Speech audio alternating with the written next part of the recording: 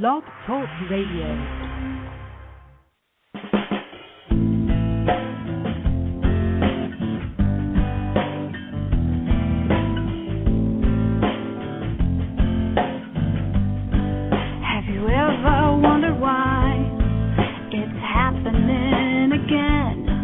Welcome to Mind Shifters Radio with your co-host, the Forgiveness Doctor, Dr. Michael Ryce, and his wife Jeannie. Michael and Jeannie share with you the wisdom of the ancient Aramaic internal process of forgiveness. They offer tools and support 5 days a week from 2 to 3 p.m. Eastern Standard Time. They will support you in building a solid foundation within yourself to live in pure love. In Aramaic, Rahma. Michael is the author of Why Is This Happening to Me Again?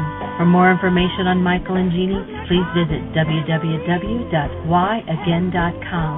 And now your co-host, the Forgiveness Doctor, Dr. Michael and Jeannie Ryce. And the truth that is rooted within me.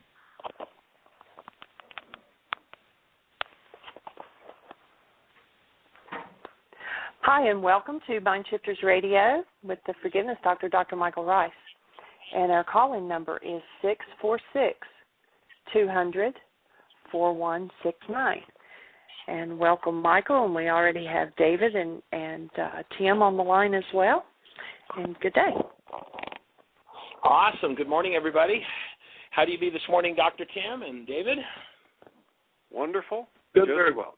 Wonderful. Fabulous. Well, we're on day 16 of our celebration of Memorial Day.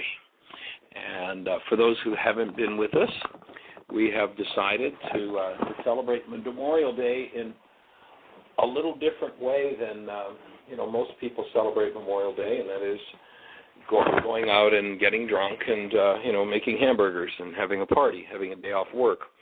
We're going to suggest that the purpose of Memorial Day is a little different than that,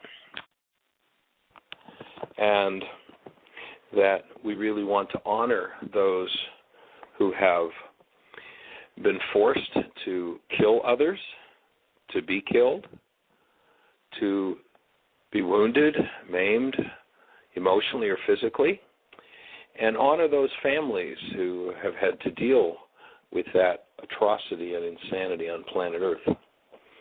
And the way that we've invited everyone to really memorialize these people, to really truly do a Memorial Day, is for each of us to be willing today to face at least one thing in our world that is made of hostility or fear, which contributes to war on the planet energetically, and to be willing to face that and remove it, to forgive it. If you're not familiar with the forgiveness work that we're doing, with the forgiveness process, that process is laid out on our website. You can go there free and download the first link under a particular section that says Aramaic Discoveries and Forgiveness, and then the worksheet process. So if you go to www.whyagain.com, on the right-hand side you'll see a link that says Download Worksheets. Please click on that link, download the explanation of the Aramaic forgiveness process and the worksheet. And we're here with Mind Shifters Radio to support you on a daily basis on learning how forgiveness works. And we pretty much say this every day because we have new folks on the show every day. If your brain cells say forgiveness means I have something painful happening inside of me, but I'll forgive them, you're not doing forgiveness work, you're doing pardoning work. And we're here to introduce the concept of true forgiveness, the original idea of forgiveness as it was taught 2,000 years ago in the Aramaic language. And in that language, you would never be invited to forgive another. You would never be invited to forgive yourself. You'd be handed a tool with which, when you're in some kind of pain or turmoil, you go inside yourself and remove your pain and turmoil. It's an awesome process. And if enough of us would stop forgiving others and start to look inside of ourselves for the root of our pain and remove it, guess what would happen on planet Earth? War would disappear. All of the insanity that is done in the name of war, all of the money laundering and all of the money gathering that goes on would stop because we'd wake up and go, Oh, we're human beings. We are love. Oh, my goodness. This is designed for something other than this money-grubbing, rage-filled, pain-filled, insanity-filled world. It's time for something else. Now, lots of people talk about that as the real world. That is not the real world. We've been conned, folks. We've been tricked. And it's time for us to give up the con. And, you know, in the language of the ancients, when human life, love, was removed from the human experience, that was called the first death. Now, we don't have a word in our culture for a human body that walks around without a human life, but there are billions of them on the planet. It's a tradition in our cultures. And if you want to tap into and understand our definition of human life, all you have to do is go hold a newborn child. If you haven't done that yet, head over to your local hospital and just see if you can meet someone who will connect with you and allow you to just for one moment. There are actually centers where there are infants who are orphaned, and you can go in and support those children because, you know, if children aren't touched and held, they die. If they're not nurtured by human touch, they die. And so you can go into these places and you can volunteer and hold these newborns. And when you hold a newborn, you'll know what human life is. So that's human life. The epitome of non-human life is actually very well demonstrated in a new film that's been out, awesome film that's just been out a couple of weeks. And it's called I Am. And in that film, I Am, the producer of the film, is a young man who made his fortune off of producing or directing Jim Carrey movies. Somebody, if you mute your phone, you're moving around and it's coming across the speakers here. So he made his fortune off of producing Jim Carrey movies, and he had an accident, a bicycle accident, and he was left with what's called post-concussion syndrome. And in the film, I Am, he explains that most people, this post-concussion syndrome is so painful that most people who have it commit suicide. And he had it, and he was really looking at the end of his life. He had these mansions all over the world. He had everything, you know, all the things people would say would make one happy. And as he's staring into his death, he has a reprieve. His post-concussion syndrome goes away just spontaneously. Nobody knows how to treat it. Nobody knows what caused it, but he's free of it. And he takes a camera crew and starts to travel around the country and ask people what's wrong with the world. Ask wisdom keepers, people like Desmond Tutu. And at one point, he does a very poignant definition of insanity. And his definition of insanity is done visually. His definition of the absence of human life is done visually. And he shows himself sitting on his Mercedes in front of his Learjet. That's what this man who's got megabucks realizes is the definition of insanity. Having more than you need while other people are starving. And losing the idea of separation. One of the interesting ideas he goes into it is Darwin. And, you know, everybody, when Darwin comes to mind, I would think virtually everyone, the first thing that comes to mind is survival of the fittest. And he points out that in Darwin's book, Darwin uses that term twice. Darwin uses the word love, he points out in his book, 95 times. Darwin uses the idea of cooperation more than he uses the idea of survival of the fittest. And so his definition of insanity becomes more than what you need while others are starving. And it ties right in with the definition of insanity that we have been using in our work for 4 decades. And that is living a life without the active presence of love in your physiology. You're designed to embody a human life. We're here to support you in doing it. So, Jeannie, do you have any callers on the line? David, Terry, any comments to make or anything happening in the chat room?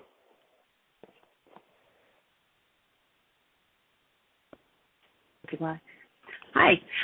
There are several people in the chat room and on the phone both, but there's nobody got their hand up. Nobody's asking any questions yet. Okay, cool. Well, then let's go on with this idea of the first death. In the ancient teachings, they talked about the first death, and it is the action. And we've actually coined a word for it because there is no word that describes what looks like a human body walking around without a human life. But we call it non-being. One who functions out of hostility and fear lives in non-being. Guess what? The first death, fortunately, is not permanent, and you can resurrect. Resurrection isn't about so much about the body as right here, right now, reclaiming your human life. When they talked in the ancient teachings about being reborn, it's kind of been turned into, some kind of are you part of my club? But that's not what it is at all. It is that most humans who come here lose their human lives. They don't function as the active presence of love. And one day they wake up to, oh, my God, I am love. Oh, I could be doing love instead of this insanity. That's real rebirth. That's awakening to who we are once again and starting to live a human life. Otherwise, we live as non-beings. And so that's a term that we've coined to represent those who've experienced the first death. And if they decide to recover from it, then everything in their world changes. I was just speaking to a gentleman this morning who's a former member of a very large business organization, and he started to do this work about 5 years ago when we were in Hawaii. And he shared it, and he had retired from his mega business position. If I mentioned the business, you'd know exactly what it is. And he shared with me that, he had just given up on the world, was kind of going to just hang out in Hawaii and let the world move on to ruin, to destruction. And he may be listening on the phone, and if he is, I'd invite him to call in. And he shared with me this morning that now he's finding himself, he's back on the mainland, and he's finding himself, having rediscovered who he is, just running into people, having conversations with them about who they really are and functioning as human beings. And it's like, here's this man who had become a recluse, and if you're listening, I hope you're okay with me saying this, Tom, and he's got a ministry. He's ministering to people. He's talking to people about the active presence of love. This is real ministry. This isn't, the churchianity stuff is just, in so many cases, just so far off the mark. But here's this man who's talking to these folks, and he spoke to me about a fellow who was the publicity person for his business, and we're talking mega billion-dollar business. And he was the publicity person for them, the head of their publicity department. He's now retired, and he's tapping into his spiritual life and actually working with his mother who's passed away on what she's now doing, and having conversations that humans are here to have. If you're a real human, you function out of love, and the things that most of the world are chasing, like as the fellow who did the movie I Am. For years he explains how, I thought it was about money, and I started out with this house, and then I got a bigger house, and then I had I don't remember how many square foot, 1,000 house with all this beautiful art, and he takes us through his house and such. And when he realizes how insane that pursuit is if you don't have a human life, if you don't have the experience of the active presence of love, after his accident, and, he has a near-life experience. Now, most people call it a near-death experience. The world, as usual, has it backwards. If the so-called body clinically dies and is resuscitated, the person who has clinically died has not had a near-death experience, as the world describes it. They've had a near-life experience. They get a chance to go back and reclaim their human lives, being, and this guy is a very powerful example of walking away from a non-being life with all the stuff. He shares how he's got this mansion and that mansion and this megabuck art, et cetera, and this Learjet, and he gets rid of it all, and he actually buys himself a double-wide mobile home. And that's what he lives in now. And he teaches in a college, touching people with a human life. My goodness, how different would our world be if the president of, I don't care, whatever, ABC company there's a cool story that Ram Dass tells about a man who was a banker on Wall Street, vice president of a commercial bank on Wall Street, and touched into Ram Dass's work, quit the bank, and followed Ram Dass for about, if I remember correctly, about 10 years. And 10 years later, he's back. He's in New York, and he's going down the street, with his long hair down to his buns and his hippie clothes and all. And he meets the president of the bank, and the president greets him. Oh, Jay, how are you doing? It's good to see you. You were the best vice president of commercial loans we ever had, and we just had the vice president of commercial loans leave the bank. Would you like your old job back? And he's like, yes. And he goes back and he cuts his hair and he gets all business looking. But now he's not there about money. He says, what I'm there to do as the vice president of commercial loans is touch people with the active presence of love that otherwise would never see it or hear it. What do you suppose if the president of the ABC Corporation and the XYZ Corporation were touching the people they work with, instead of with the insanity of more profit, more money, we're touching people with the active presence of love? Guess what?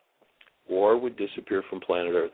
What a way to celebrate Memorial Day. What a way to honor those who've been forced to kill, to die, to be maimed, to be injured, to be emotionally scarred for life. And David is preparing actually a presentation, David being former military, and he shared some of his experiences on Memorial Day on the show, and very powerfully, I might say. And we've been chatting the last couple of days, and he's putting together a presentation for us on some of the things that we don't usually see, that are kept well hidden from us or kind of kept buried. Very much like the film we talked about yesterday, Burzynski. And if you go to burzynskimovie.com, I don't know if Jeannie's put a link on the website for it yet, but burzynskimovie.com, and I'm sure any way you spell it, it'll get to it. But basically shows what's hidden, what in order to keep control of people and keep them in pain and suffering and scam them for all their wealth, a particular industry is doing. And the military's playing, it's in the same game. And so David's putting together a presentation of some of the human impacts of that. And, is there any kind of a preview you'd like to give us, David, of where we're going with that? Yes, Michael. Wait a minute. Okay. Yeah, there's several things. After watching the movie on Burzynski yesterday and seeing how a lot of things are set up, and one of the things that we talk about is when we do not have the knowledge, when we're not aware of what it is that's going on, and things are set up in such a way that it's kept from us, and it's disguised through celebrations. And as you talked about, the celebrations have become more of a party, and it lasts a few minutes rather than to really look and see what it is that's involved in this. And there's so many things that are talked about war, and most everyone agrees that war is horrible, and yet we continue to be involved in it. The war that's going on right now is the second longest war that we've had going. I mean, it's amazing. The Vietnam War was the longest war that we ever had. And, we're going to talk about the effects as to what it has on families and what it has on the finances and who's profiting and what the effects are on the veterans themselves and what we might do about it. As you talked about, the real key of it is that, to me, the real key is for me to do my work, that whenever there's a conversation around war or whatever, whether it's about the effects of it and what the effects are, it is what is it that it resonates in me. If we talk about suicides, if we talk about the abuse that happens in families, if we talk about the separation of loved ones when they return and what happens with them and what really is going on with the veterans now. And so that just kind of gives you a little preview. And if people have some questions or comments that they want to make on it and or about it, or to email their thoughts around it before we even begin. And tomorrow I'll have something. I'll have it put together. Just open the door for what needs to happen. Because to stop it on a large scale, it's going to be with each individual. So let's just kind of give you an idea of what we're going to talk about. And if someone has some comments down with it, I'll be glad to give my thoughts around it and ideas around it. Awesome, David. Thank you for that. Tim, do you have anything to share with us this morning? Well, there's just way too much. I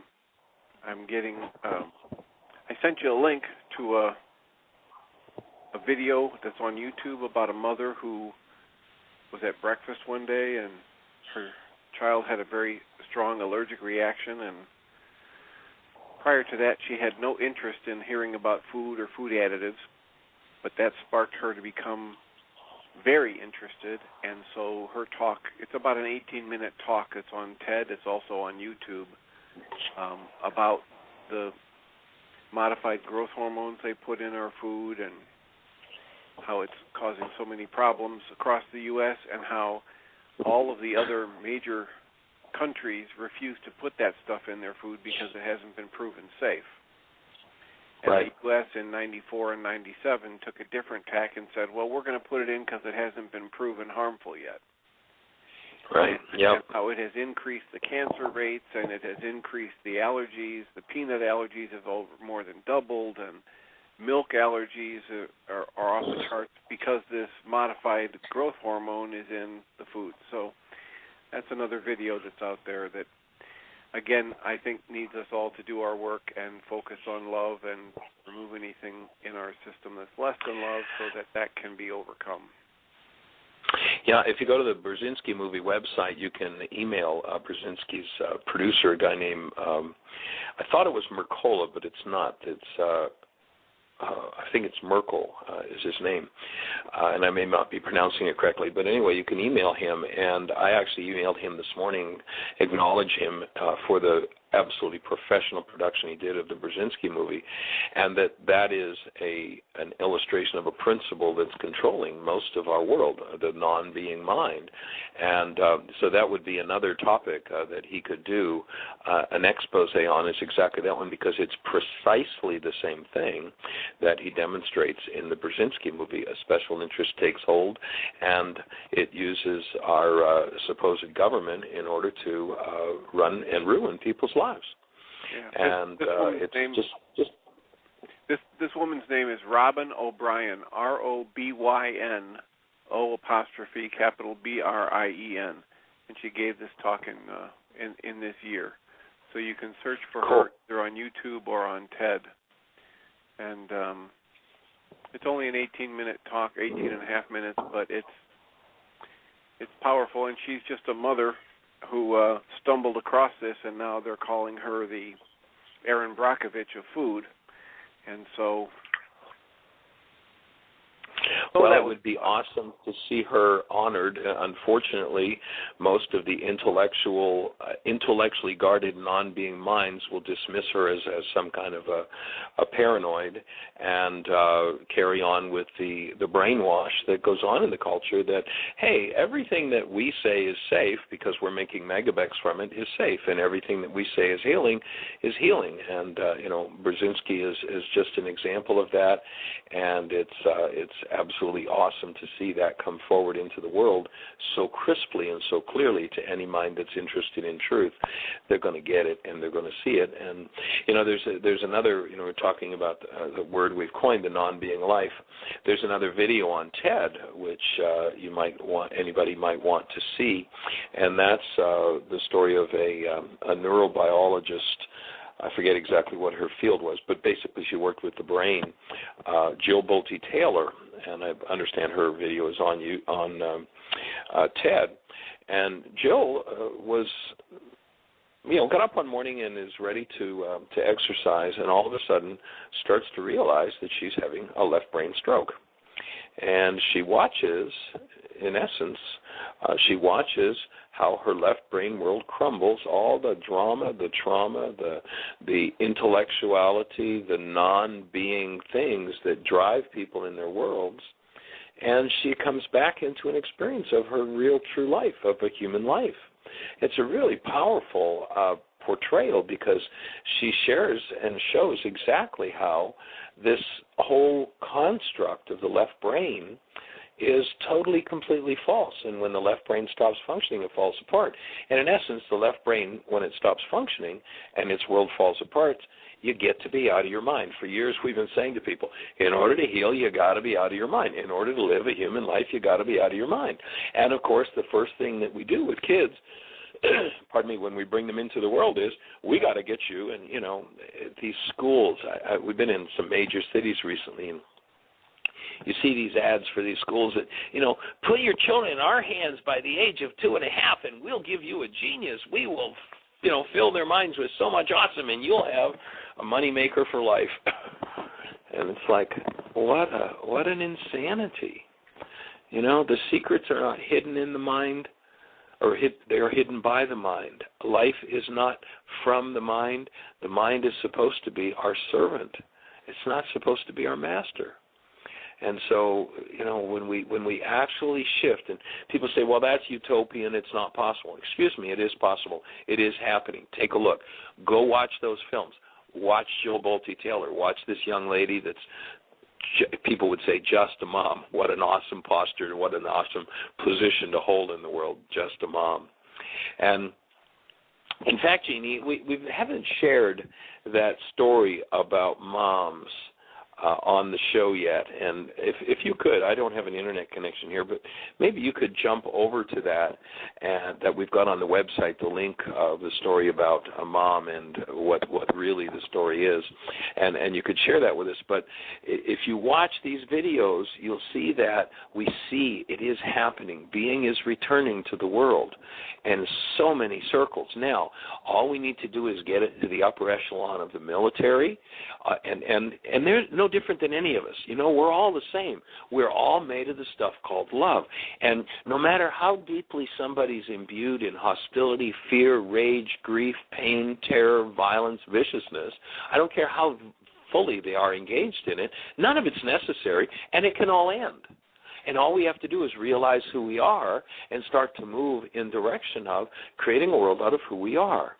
And when enough people will say, okay, I'm going to stop voting for the insanity. I'm not going to support the insanity. I'm not going to be part of the insanity. If I have a job that's about insanity, and you look at the courage that this gentleman did that produced the movie I Am, I mean, he had megabucks from the movie industry, and he could have continued.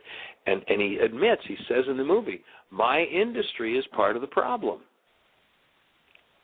And he's starting to structure his life out of love. Everybody has that same essence in them, and, you know, what we're working toward is creating support to reach critical mass. And, you know, if you go back into the ancient Aramaic, they said a little leavening leavens the whole loaf. What does that mean?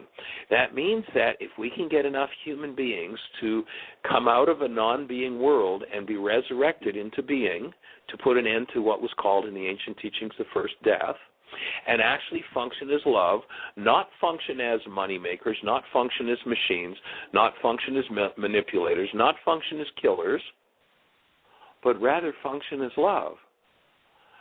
That's going to hit a critical mass, and when it does, there will be an energetic shift on planet Earth, and everybody will make that move. Now, if you look at the whole story of 2012, and it's been a while since we talked about that, but there's another awesome video by a fellow named Lun-gold, and it's on the Mayan calendar. And, you know, if the Mayans looked at what we've done with this and calling this an end-of-the-world scenario, they would laugh in their drawers. I mean, it would just be a joke to them that you know, there's a movie out there called 2012, terror, horror, end of the world, you know, apocalyptic. Let's keep the blinders on people of hostility and fear about everything. go and Google Ian Lun-gold. I think it's Mayan Magics is his website, Magix, I believe it is, and it may have an S on the end of it.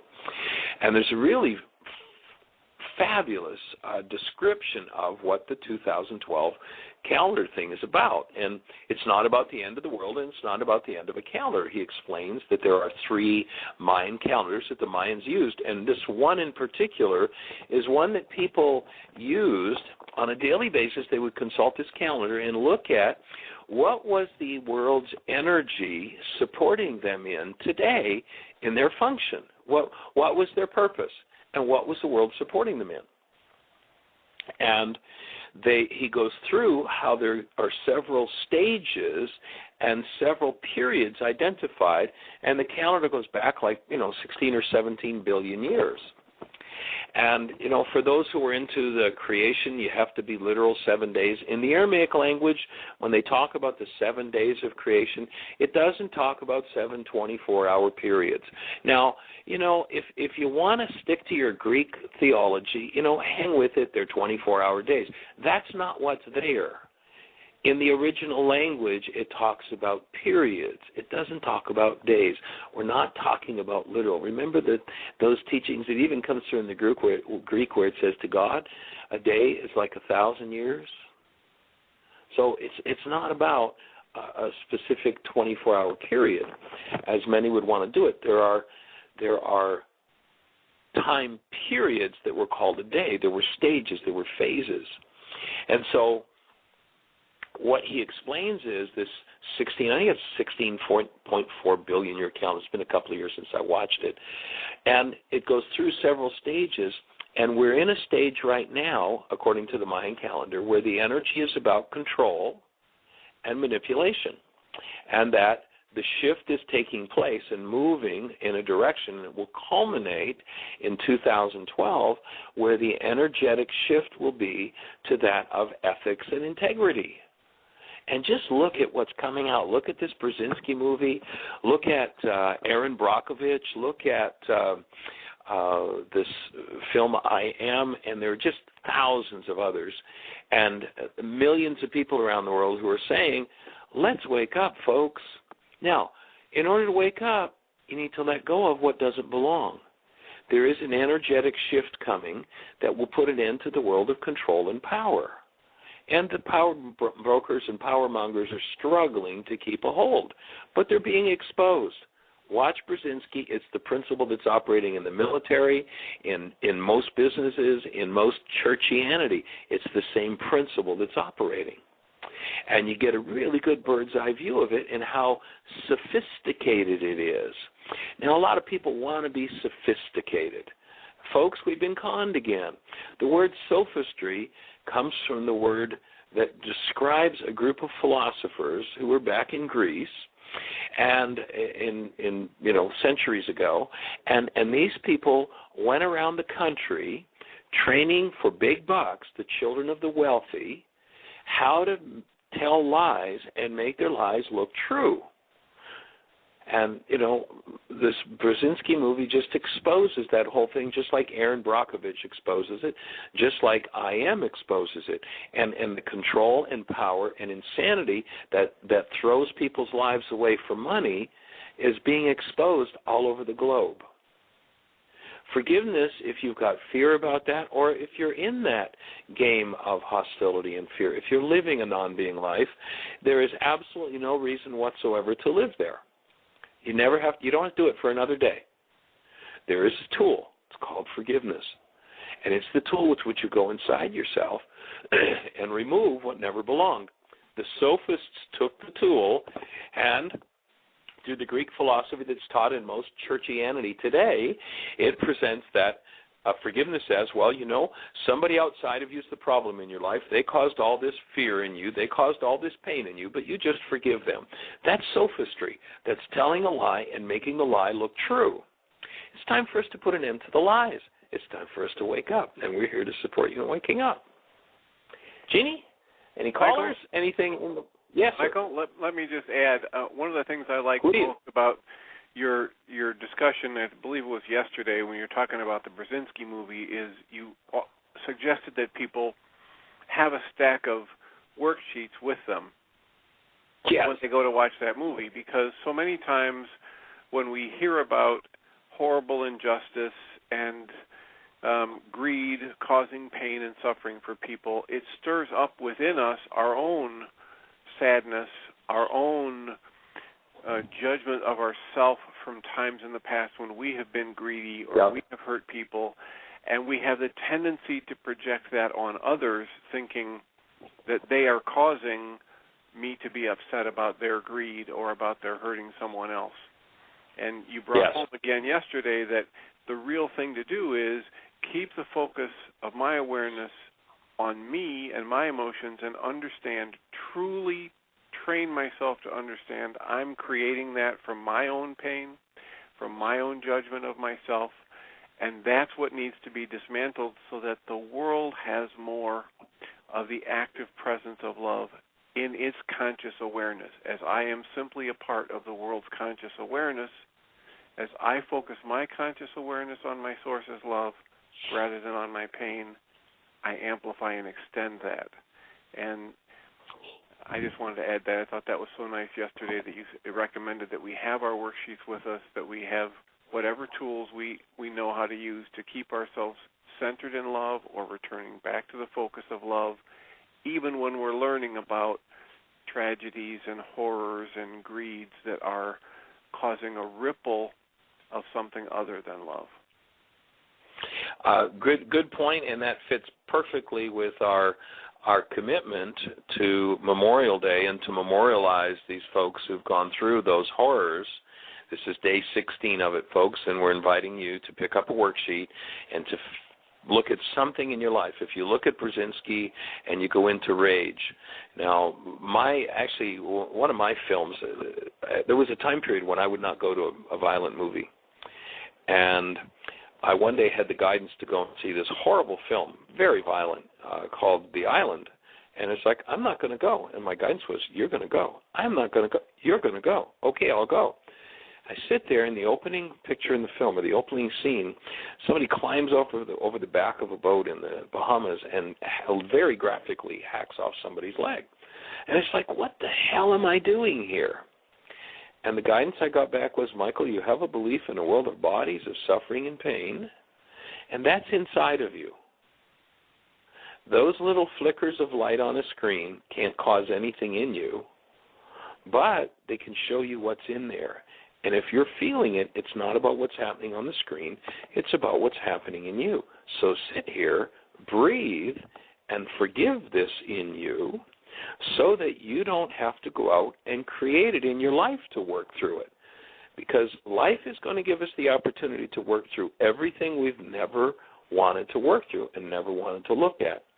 So I sat and breathed and got some good work done there, and now I go see violent movies all the time, and I'm there consciously, purposely connected to and holding a space of being and letting whatever's in my multi-generational database called the body-mind unit surface for healing.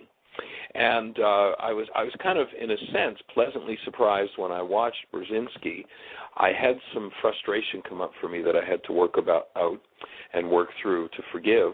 And that's where the suggestion, make sure you got your worksheets there, came from. But actually, there's a film that came out several years ago that had me really work on and move through the desire for vengeance toward those who perpetuate those insanities. The film was, let's see, what's the name of it? Gee, you know the film I'm thinking of. My brain is just somewhere else. Braveheart. In the scene where, one of the generals comes up to the king and says, okay, we can attack now. And the king says, well, send in the Irish. And the general says, but we have arrows. We can do this from a distance. All those Irish will die. And he says, arrows cost us money. Send in the Irish. Kill. I mean, when I first saw that movie, there was such vengeance. I wanted to kill the king. I mean, that was the rage in me. And over the years, whenever I felt I needed to work out another level, I'd watch Braveheart. And now I can watch Braveheart pretty smoothly and hold a space of love for the king. And when I watched Burzynski with the fact that Especially, one of the things they demonstrate in this film is how many children have been sacrificed on this altar of the FDA, and with brain tumors that are curable, and the suffering that goes along with that. And I was pretty clear on, as I say, I had a little frustration to work through, but was pretty clear, and as opposed to vengeance, it's like, we just, these are other humans who've lost their human attribute functioning out of a non-human mind, and you look at the insanity that's done. There's one point in the Burzynski movie where they've tried to get him on the fact that his procedure for cancer doesn't work, and they try to get his patients to file complaints against him, and they said, why would I? He brought me healing. They couldn't find anybody to complain about him. So when they finally filed an amended complaint after convening grand jury after grand jury after grand jury, just vendetta, trying to get this guy and shut him down because they wanted to steal his patents, and they go into that in the movie too. But in the showing of this, when they finally indict him, they make a specific point in the indictment that this has got nothing to do with whether it works or not. That's irrelevant. This guy is healing thousands of people of cancers with totally non-toxic means. He's a medical doctor. He's a PhD. He's healing thousands of people. And the FDA goes after him and says, and that fact that his process works, we're not going to bring that up because it doesn't matter. It's irrelevant. And that's the insanity of the non-being mind. And, we're here to hold a space. Sometimes I function out of insanity. Sometimes you do. We're all the same. And we're here to create a support space for healing and moving through that so that we can reclaim a human life, and no matter what we're facing, no matter what we're dealing with, we function as the active presence of love. Real humans. Wouldn't it be awesome if 7 billion people were doing that? Do you think we could have a homeless person in the world? Do you think we could have a starving person in the world? Do you think we could have one child in the world that's going to die of waterborne disease that's totally preventable? We have a friend who actually invented a device that is human-powered. Now, in the past, human-powered devices, if you wanted to, say, for instance, pump water out of the ground, you might be able to pump for 3 minutes, and you'd be exhausted, and you'd have, 2 cups of water. This fellow's created, and his company has created a device that uses human power. They can send it to third world countries. In fact, when Haiti, the whole Haiti thing came down, they sent one of these devices with some people that were working in Haiti, and a human being can pump this thing all day. Actually, kids play with it, and while they're playing, they push back and forth this pendulum, and they're just, like a seesaw, they're just playing with this thing, and while they're doing it, through human power, they can pump hundreds of gallons of water. And this device was in Haiti, operational, working, I guess, 24 hours a day. There was a part that broke down. Now let's talk about the non-being mind and its insanity. So here's a group of people who are on a humanitarian mission providing clean water. This thing's got a water filtration system, can take the water, the mud out of the worst areas in the earth and bring out pristine, clear drinking water, just on human power. But there was a part that went bad in it. And so they sent a replacement part. And in order to let the replacement part into the country of Haiti, hey, folks, here's another documentary just like Burzynski's. In order to let it into the country, they charged $3,000. In order to give the people who didn't have water, drinking water, for a replacement part, not something that was being sold, not a commercial product, just a part to keep water going to people, the government of Haiti charged $3,000. Folks, that's what runs the non-being mind's world. And, here we are. Are we able to hold a space of love for that and bring change to it, or do we go into rage and fear about it and become part of the problem? Because if we go into rage and fear about it, we contribute the energy on an energetic level. There's a fellow named Jack Safati who's a physicist, and he says that the world is more like a giant thought than a giant machine, and that every thought is communicated simultaneously throughout all of the planet. So if you have a thought based in hostility or fear, guess what?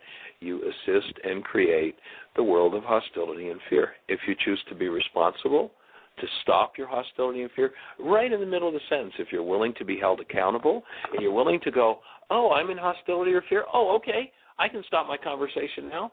I choose to be a contributor to peace instead of war. But, of course, once that insane mind gets going, it's not interested in that conversation. It just knows that it wants what it wants when it wants it. And it's time for us to be restored. And, Jeannie, were you able by any chance to find that thing we've got on the website about mothers? Because this Yes. just speaks of mothers in an awesome way, and mothers who are in this non-being world often demeaned in order to get them out there in commercial production, in order to put them out in the battlefield to be killed. But would you share it with us, sweetie? Yes, and also while we're talking about it, if you go to our website, which is www.whyagain.com, whyagain.com/links.php. I have out there the Burzynski movie, the Jill Bolte Taylor movie, the Ian Lun-gold movie, and Dr. Tim, I've put out your latest link that you sent us as well. So there's lots of links out there to different things, but all of those are out there so you can go to one place and be able to click on all of them instead of hunting and searching for each one individually. Cool. So, Did you put a link, sweetie, to Dr. Tim's Sunday service too? He did. yeah, at that's Unity? what I said. I just put cool. what I said. I just put his link out there. Okay. So, Fabulous. Well, okay. he was also talking about another link that he sent us about this woman doing the stuff with food editors, so maybe we can put that one on there too. Okay. Thank you for the awesome work you do. Okay. So the story is just a mom. It says, I stood in a line as a woman named Emily renewed her driver's license at the county clerk's office, and she was asked what her occupation was. She hesitated, uncertain how to classify herself. What I mean is, explained the recorder, do you have a job, or are you just of course I have a job, snapped Emily, appearing a little embarrassed. I'm a mom. We don't list moms as an occupation, but housewife covers it, said the recorder emphatically. It sounded demeaning. I forgot all about Emily until one day I found myself in the same situation. This time it was at our own town hall. The clerk was obviously a career woman, poised, efficient, and possessed a high-sounding title like official interrogator or a town registrar. What is your occupation, she probed. What made me say it, I do not know. The word simply popped out. I am self-employed as a research associate in the field of child development and human relations and executive assistant to the CEO of my company. The clerk paused, ballpoint pen frozen in midair, and looked up as though she had not heard correctly. I repeated the title of my chosen field slowly, emphasizing the most significant word. Then I stared with wonder as my pronouncement was written by a hand that was proud to make my acquaintance. Written into the public record for all the world to see. It was in bold black ink on the official questionnaire. Might I ask, she said with new interest, just what do you do in your field? Coolly, with a new sense of pride at the realization of just how important my purpose in the world really is, I heard myself reply, I have a continuing program of research. What mother doesn't? That's in parentheses. In the laboratory and in the field, normally I would have said indoors and out. I'm working for my master's, the whole blessed family, and already have 4 credits, all daughters, and I handle all aspects of our company's business. My work is acknowledged as one of the most demanding in the humanities. Any mother care to disagree with that? And I often work 14 hours a day. 24 is really more like it. The lives I touch alter the course of history, and my chosen career is more challenging than most run-of-the-mill jobs. The rewards are out of this world, much more than just money, prestige, power, or success. There was an interesting note of respect in the clerk's voice as she completed the form, stood up, and personally ushered me to the door. As I drove into our driveway, buoyed up by how important my position was, I was greeted by my lab assistants, ages 13, 7, and 3. Upstairs, I could hear our experimental model in child development program, which is a new baby, testing out its new vocal patterns. I had scored a beat on the bureaucracy and the cloud of their culture I had scored a beat on the bureaucracy and the cloud our culture has put on motherhood, and it was erased forever. I had gone on the official records as someone more distinguished and indispensable to mankind than just another mom. Motherhood, what a glorious calling, even when there is no title on the door. Now, grandmothers and grandfathers recognize your importance as senior research associates in the field of child development and human relations. Great-grandmothers and grandfathers accept with dignity your role as executive senior research associates. Aunts and uncles take your place as associate research assistants.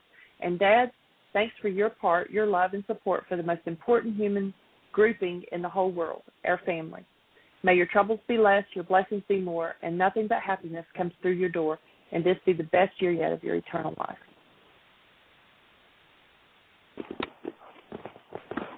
So where is that on the web? It is, let's see, I actually am just now putting the link in the chat room. It's whyagain.com/media, and then under that you can find all kinds of things, and then /justamom.pdf. We have a link on our website that says stories, quotes, and links, and under each of those you can pick up, there's all kinds of. Okay, but this one is under media? On your media that's page? the direct one. If you're in the chat room, I put the link there, but it's actually under stories, but the direct link is under media. Great, thank you. You're welcome. So there's a description from the place of being of what a human mother is. And notice that our non-being world describes a mom as something that needs a career and needs to be able to be free to go out and kill people and be killed in war and be maimed, emotionally crippled, so that when she gets home, she can emotionally cripple her children. Just like fathers have been programmed by the non-being world that in order to be a real man, in order to serve your country, you go out and you learn how to kill and you kill people, or you get killed and you get maimed and emotionally crippled and come home and emotionally cripple your children, so they'll think it's a really good thing to do to go out and become heroes and kill people. Excuse me, that's the non-being world. That's the whole insanity that we're facing. And, you know, this great deceiver is so slippery that it all gets turned around to look really good, you know. Well, you got to have that career. You got to make money. You got to be your own person. You got to. Excuse me. Folks, what we need is real human beings, the active presence of love in the home. 2 of them. We need 2 of those. They're called a mother and a father to raise a child. And when we do that, yes, sweetie? We have 2 callers on the line, and we've got 6 minutes. Oh, awesome. Well, let's hear from a caller.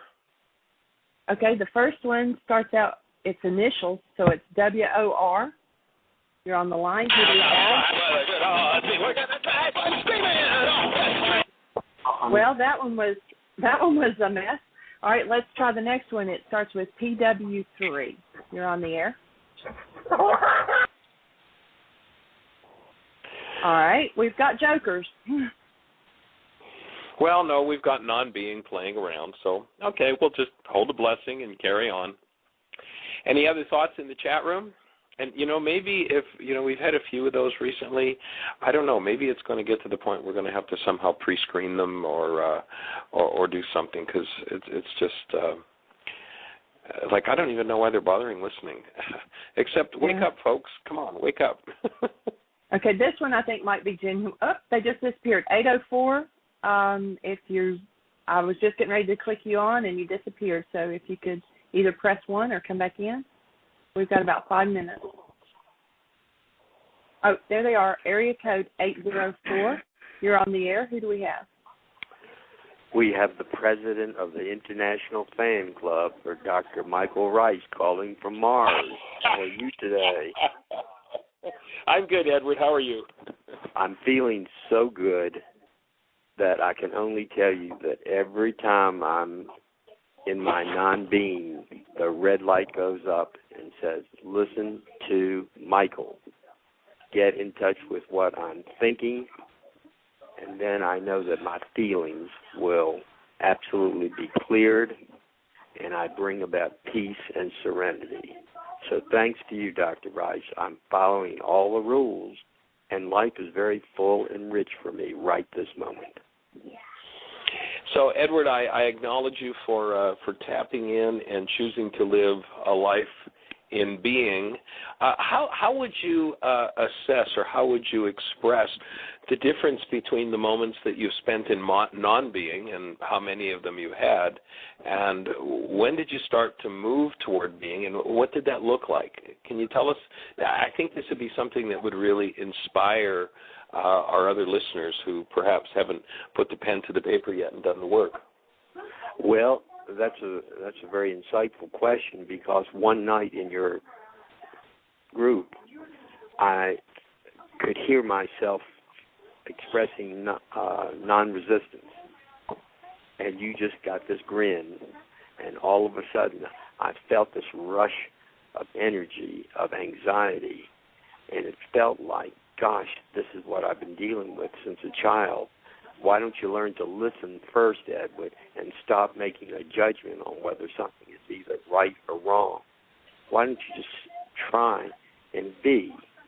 Try and be. And then I looked at my worksheet, and I could see the word false lie, that my thoughts were a false lie. What I was telling myself was just a state of being disassociated, as you all call it, from my mind. And that peacefulness came over me, and you grinned at me, and I grinned back at you, and I thought, gosh, this is one of the few times in my life that I've listened to this inner voice, and that's where it all began, listening to awesome. Ryce. So what does it look like, let's say, results with the people around you when you come from this newly realized state compared to when you came from the old state? Well, my new demeanor is I watch what I'm feeling, and then I watch what I do with actually my mouth. I see if I start to smile, I extend love, and then people are very receptive to me. But the minute I get very intense, I know that I'm projecting fear. And people mistake me, even in my intensity. It may have nothing to do with I'm upset or mad at you, but my own self, my only feeling no good at that particular moment is misinterpreted by the world as, Edward is out to dominate or control you. So I'm very conscious now on how I present myself, and I realize that you win so much by smiling at people and supporting them in love. And that's what my focus is right now, to get over my intensity. Awesome. Well, I acknowledge you for the work you've done, and we certainly have appreciated your support all along the way. I hope you're enjoying the new copy of the Enlightenment book from the Aramaic on the Khabouris manuscript. One of the suggestions I would have with that book that you might want to do is go to Matthew 5, where they do the Beatitudes, and then in the book there's a dictionary. Longhand, do your own translation of the Beatitudes. It's awesome when you do it from the Aramaic. It's very powerful, and will reinforce everything we've been talking about and working with while we've been there. Mm-hmm. All right, well, thank you very much. It's time for you to sign off. Okay, we appreciate your love and support. Bless you. My regards to Jean. Have a wonderful day. Thanks, Dr. Ryce. Okay. So we're in Medford, Oregon for the next week at Unity of Medford. Look on our website, www.whyagain.com. Our intensive will start on the 18th of July at Heartland if you're ready to take your work to the next level and experience the result that Edward just shared with us. Have the best year yet of your eternal life. Goodbye. Thank you for listening to Mind Shifters Radio with the Forgiveness Doctor, Dr. Michael Ryce, and his wife Jeannie, who present the internal Aramaic process of forgiveness. Michael and Jeannie are here every Monday through Friday from 2 to 3 p.m. Eastern Standard Time on Earth Angels Radio. For more on Michael and Jeannie, please visit www.whyagain.com. That's www.whyagain.com.